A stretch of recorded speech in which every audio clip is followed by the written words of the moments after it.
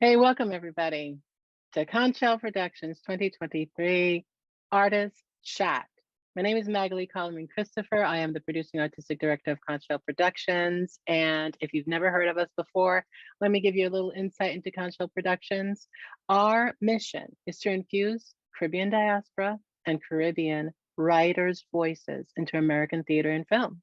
And the way that we do that is producing, developing, presenting new works by Caribbean diaspora and Caribbean artists, as well as having an amazing connection built between our artists and our audience with artist chats. And today is our first artist chat for 2023. And I want to thank Gretchen Suárez-Peña for being our guest. Hey, Gretchen. Hi, I'm happy to be here. I am happy to have you here. Now, if you're like, who's Gretchen? I'm going to tell you a bit about Gretchen. Gretchen is a Puerto Rican playwright based in Central Florida, and she's getting an MFA at Carnegie Mellon in Pittsburgh. So we're going to learn about her amazing life right now with that dual existence. She's going to be graduating the class of 2024 next year. She is also a member of Conch Productions Artist Collective. Hi. Yes, I love it. How did we things meet? are true. How did we meet? I submitted to your call for 10-minute scripts for writers from the Caribbean diaspora. Yep, in 2020. That was like in 2020. We were getting submissions from the Caribbean diaspora and the Caribbean community for #BlueLight series. That's correct. And we had the honor of presenting your work. Now, #BlueLight series in 2020 was co-produced by Conch Productions and HB Studios. And it was amazing. Amazing. And the piece that we presented that you wrote was called The Arithmetic of Memory. Yes.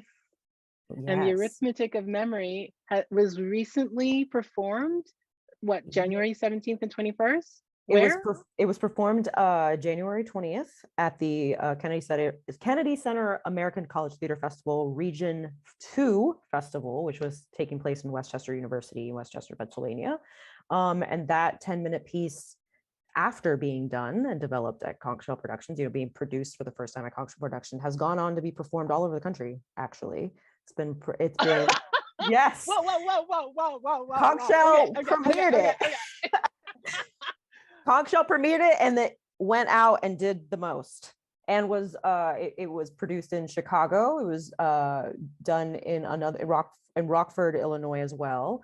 It was done in Central Florida twice, and it was published by the University of Maine in their Stone Coast Review. And I love that 10-minute play, and so I submitted it to the Kennedy Center American College Theater Festival, and it was done as a stage reading at the festival with undergrads. Westchester University hosted a bunch of schools from Region 2, which includes Northern New York, Pennsylvania, Maryland, parts of Virginia, and I think some other areas. It won for top 2 finalists to be put in a pool to go to nationals in DC in April. So love it. Very excited. Love it. Oh my 10-minute play that could. It's the little 10-minute play that could. I love that. And it's quite often people write 10-minute plays or short films, and you ask yourself, what's the life of that piece? And you just shared with us, there is a huge life with a 10-minute play or a short film. And I want to thank the team of artists that were part of our production in 2020. The director of Arithmetic of Memory was Tisha Duncan. The actresses that did an amazing job performing in it were Aixa Kendrick and Kyla Cruz. And it was fully produced, and we had an amazing digital artwork that was part of telling the story because it was online, and that was designed by Kira Bowie and Veronica Vera. So, who I still follow on social media because they're doing amazing things. So I love them all. Yeah. It's crazy that was like 2.5 years ago. Yeah. Fall of 2020, and here we are, January of 2023. 2023. And what were the themes? What's Arithmetic of Memory about? Share it with the audience who has not had the pleasure of seeing it. And what were the themes that you explored in that piece? Yeah, so I'm gonna start with the title because a lot of people ask me where I got the title. So the title is actually a line taken out of Hamlet. Hamlet is talking about Laertes, and the arithmetic of memory is basically a line in which he's saying that like there's so many good qualities that we remember about a person.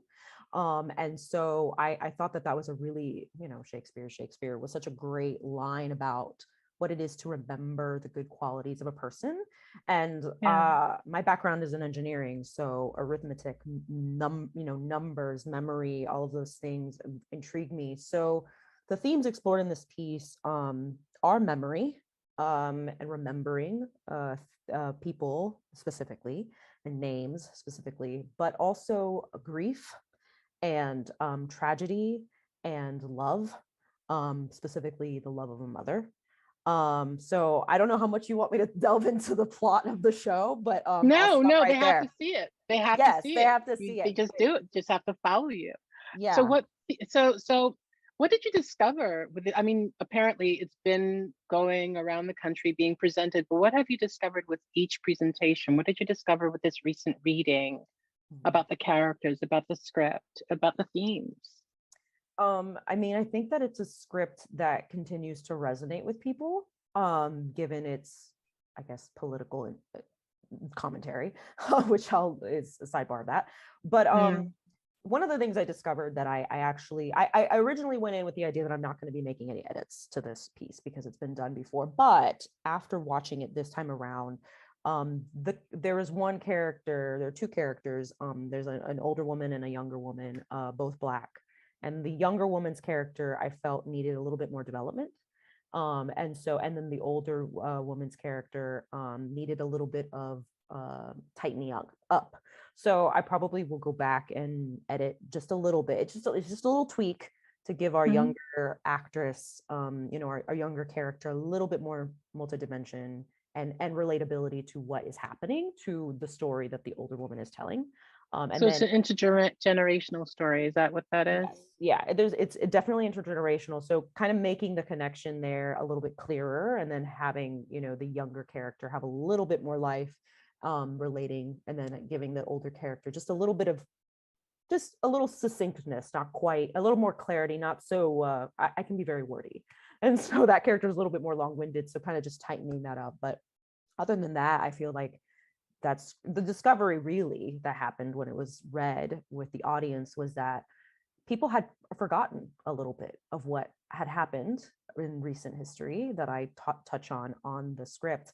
And when the discovery of, when the reveal happened in the script, everyone audibly gasped. They were like, oh yes, we need to remember these things.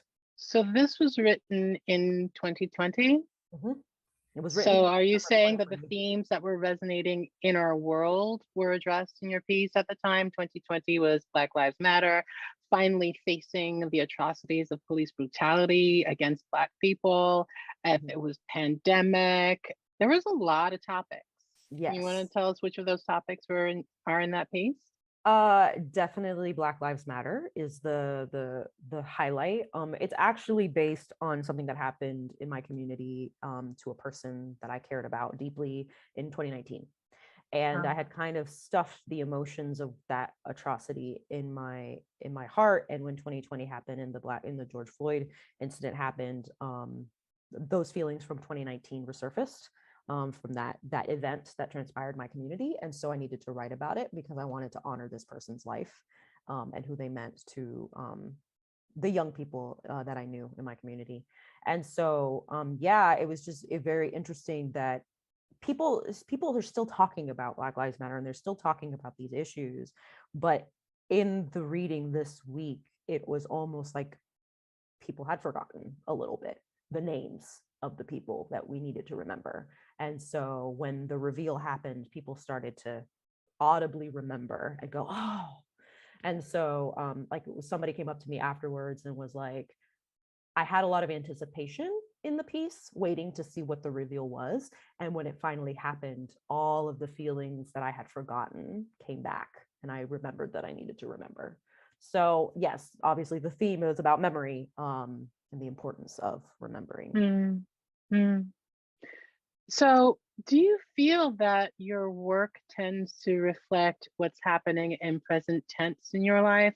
Or do you feel as though the genre and the themes and the topics that you address are a product of your Caribbean diaspora heritage, specifically your Puerto Rican heritage? Or is it a combination of the both? Um, I tend to rely a lot on the past. It's funny because as I'm studying my MFA in Carnegie Mellon, one of the reasons I wanted to go to grad school is to figure out my voice as an artist. Right. I had a very interesting association with the word artist because I very easily say that I'm a playwright. I really easily say that I'm a writer, but I have a hard time saying that I'm an artist, even though I've created in every aspect of being an artist, directing, acting, all those kinds of things. So my work, I feel, tends to rely a lot on inspiration from others, from my heritage, but a lot from my past. And I feel that my voice actually is really talking about a lot of themes revolving memory, time, regret. I talk about love, I have humor, I have all of those things, but there's something about the evocative nature of time and how we Mm, relate to it, in our history, our present, and our future, that seems to be calling me in all the different things that I write, whether it's about a social justice issue, where it's just a comedy about something silly, whether it's a love story, a rom-com, whether it's any of the things. I seem to always come back to this thing about time in the past, present, and future. So as a Puerto Rican, I was born in San Juan, Puerto Rico. I was raised in Central Florida. I've lived most of my life in Florida, but I've lived in Kansas. I've now live in Pittsburgh half my time. Um, I I am trying to show with my work the multi-dimensionality of being of the Caribbean diaspora, and that we don't all have the exact same story. I think that if somebody says that they're Puerto Rican, or they're from Haiti, or they're from Cuba, or the Dominican Republic, or any of the Caribbean islands, there's like an association of what that looks like. And I'm some of those things, but a lot of not of those things. And so I really want to show in my work, like, we really we're multidimensional. Our stories are very different depending on how we grew up or where we're from, and they're worth telling. And just, and just to kind of be more clear about what I'm saying, is that a lot of times I say I'm Puerto Rican, and so a lot of people are like, oh, we need the Puerto Rican story from the Bronx. And I'm like, I grew up in the suburbs of Central Florida. Like, my neighbors were cow pastures and, citrus fields. And I grew up in, a small town, like with, 30,000 people well, the bigger town was like 100,000 people, but the high school I went to was, 20,000 people. It was a moderate sized high school. Like, my experience as a Puerto Rican woman in Central Florida is very different from a Puerto Rican woman in the Bronx, New York. I Both, like how you bring that up. I like how you yeah. bring that up because the pigeonholing, right? The importance of amplifying our voice is not saying I'm going to adapt to a pigeonhole. It's more saying I, me, this one being that exists, I have a story to tell, and it may end up being something that you're familiar with, but it may not be, and yet it is still my story. Listen up. Yeah, exactly. Listen to the stories that a lot of people are telling, because they're not what you think they are. And I kind of straddle a lot of different lives, and straddle a lot of different things. And I think a lot of people that are from the Caribbean diaspora, or the African diaspora, or any place that isn't necessarily the United States, like, we straddle many languages and worlds and influences and interests, and we're not a monolith.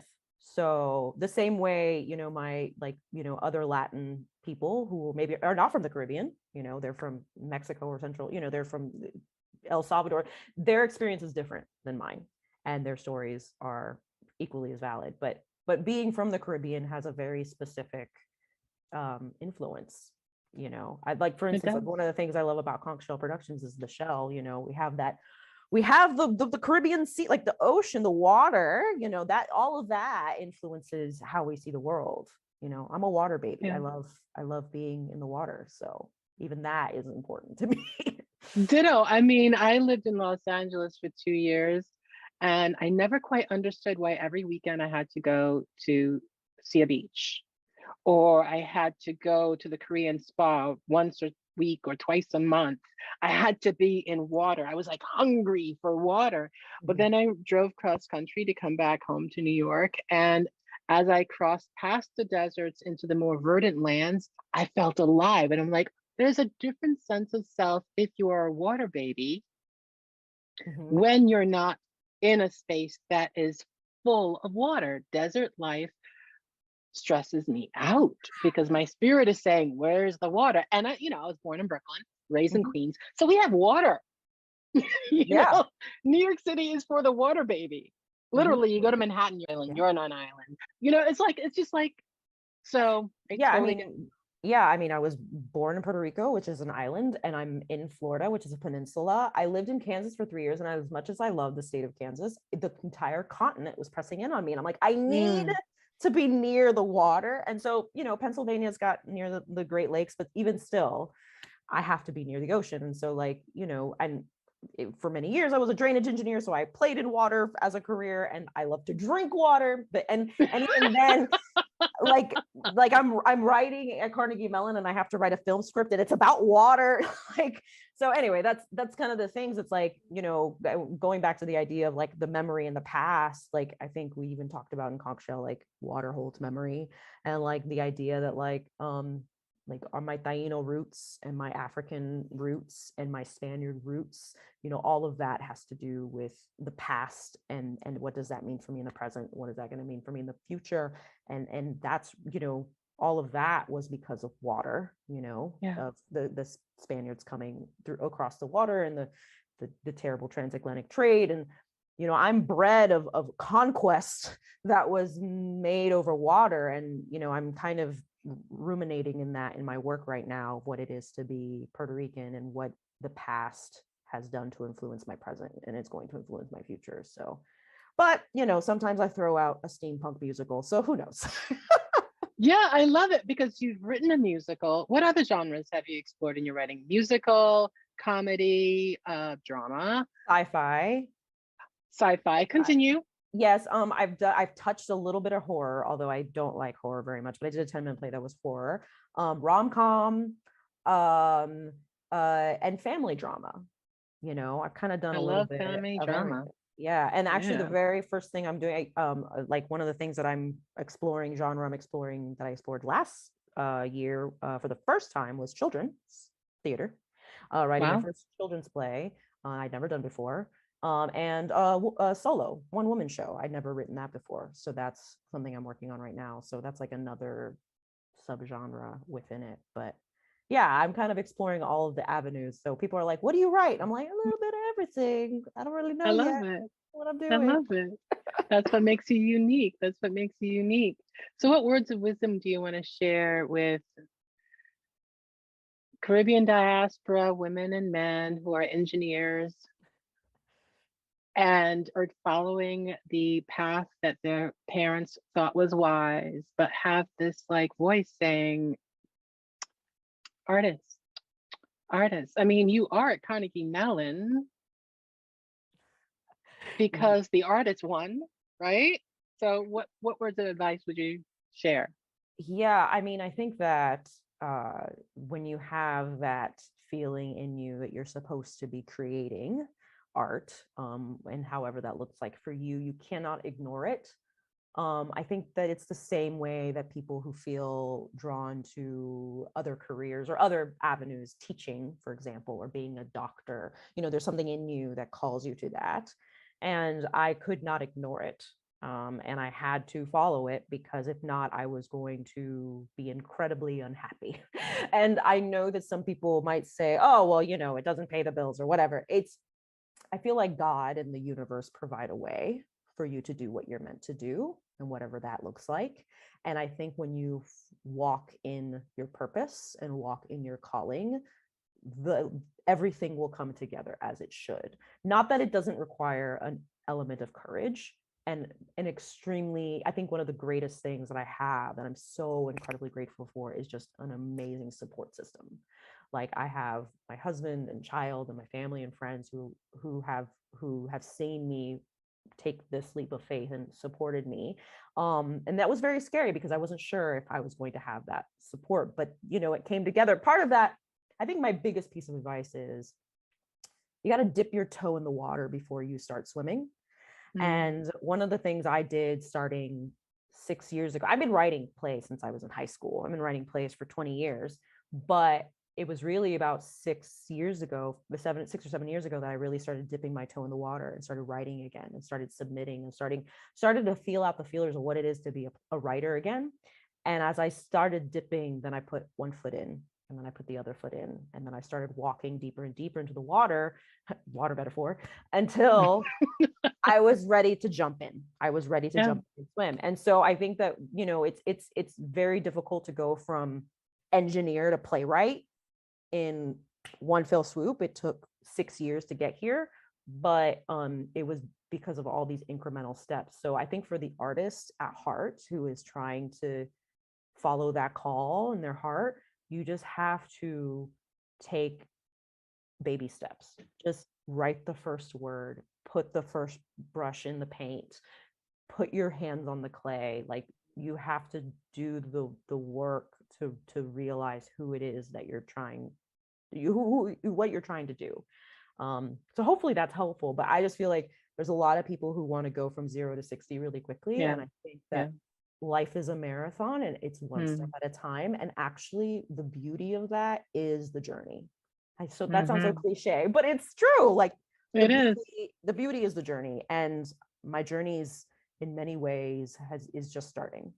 But it also started 6 years ago. It also started 20 years ago. But yeah, I think that especially people of the Caribbean diaspora, especially people of color who have stories to tell or art to share, please do us the service of sharing it with us. We need your voice. We need it. It only makes us all the more richer to hear that voice and to see that art. So beautiful. Thank you. Powerful message. Powerful message. So we're going to close out now, but why don't you tell us what's on the close horizon? Because I know you have a whole lot on the long horizon. What's on the close horizon for Gretchen Suárez-Peña? Yeah, so a couple things. First, we just finished this festival. I got in the top 2 category for 10-minute play and for 1 act. So I have to edit those to put in the pile to hopefully go to nationals at the Kennedy Center in Washington, D.C. But immediately right now, for people who are in Central Florida, in Tampa Bay, I am my play Across the Atlantic, which is about an indigenous woman in Florida who's taken captive by Hernando de Soto. That story, that play excerpts are being read on February 5th at the Straz Center for the Performing Arts in Tampa Bay, which is a really big deal because the Straz Center is like a huge regional performing arts center with a lovely conservatory, Patel Conservatory, and that's February 5th. So if you're in Tampa Bay, go see that. My play is actually opening the BIPOC reading series. So that's very exciting. And then the next big thing is a musical that I'm helping write. I'm writing the book. My collaborators writing the music and lyrics is going to get a 29-hour read in March in New York City. So that's the next thing. So those are things that are happening. When is the reading? Be March. Our 29-hour read will take place March 6th through 10th. I think the 10th is going to be like the industry reading. So wish me luck, because we'll be in the room with the actors and the directors and working in Times Square. What is even that? Baby. We're going to be doing the 29-hour read in Manhattan, and that's the life I get to live now, which is super exciting, and I'm super excited. It's a beautiful story about a lovely Latina woman in France who falls in love with an Italian man. It's great. It's romance, beautiful. Beautiful.